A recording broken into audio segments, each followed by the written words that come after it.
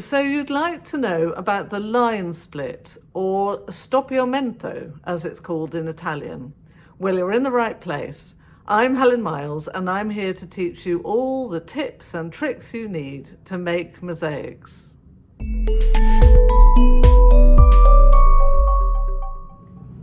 The subject of the line split in mosaics, it isn't complicated, but it needs a little bit of time to explain. So this is going to be part one, where I'm going to show you Roman examples, ancient examples, and explain why the line split matters. Here is a basic line split. All it is a line that's split into two. So you can have one line splitting into two, or you can obviously have the reverse, two lines splitting into one. There are all kinds of situations in which you need to use a line split. The basic principle is if you've got a space that's increasing in size, that's becoming wider, then you'll have to split the line in order to fill that space. This is a detail of a leg, and actually it's a lower leg, so it's a shin which widens. This is the rest of the chap. So as the leg widens, the line splits, and I've circled examples of where the line is splitting. There are no hard and fast rules about where the line split should be used. This is an interesting mosaic of an owl from Tunisia, and he's wearing a kind of scarf, and I've circled examples of where the line split is used. Faces are understandably intricate and difficult to do in mosaic, and the line split is a very handy tool to have up your sleeve when you're making mosaics of faces. I love this beautiful Roman mosaic of a bow from Aquileia in Italy, and the line split occurs repeatedly in the bow, helping to indicate the cloth kind of being compressed, being tightened, and then widening out. It's hard to think of an example where a line split is not really handy.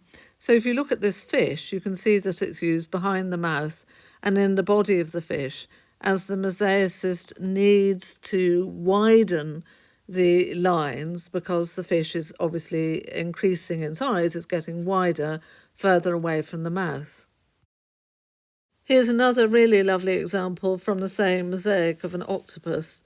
And if you look at the leg of the octopus, you can see that it's thin at one end and gets fatter and fatter towards the body of the octopus, and therefore the line split is inserted.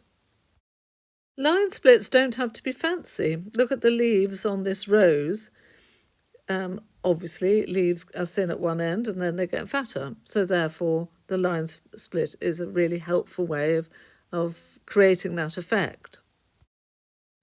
You also might need to split your line in the background. On the left of this picture is the background, the white, and on the right is the body of another god.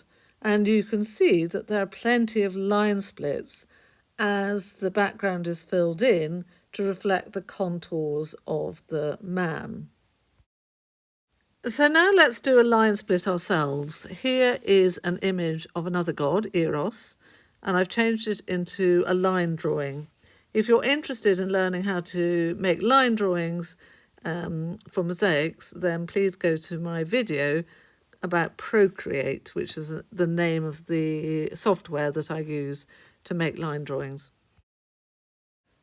I'm just going to focus on the material which is draped over his shoulder, and I've changed it a little bit, and we're just going to look at the part of the mosaic, the part of the drawing which is circled in red, because it's a particularly good shape for illustrating how the line split can be applied in practice.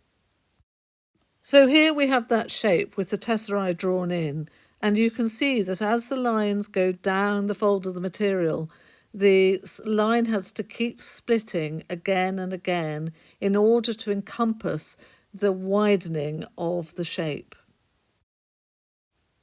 I hope you found that useful as an introduction to the concept of the line split. I want to emphasise that line splitting is not something that only applies to classical mosaics or classical style mosaics, but also to all kinds of contemporary work. And in a future video, I'm going to show you exactly how to use the line split. I'm going to break it down in detail so that you understand how to apply it.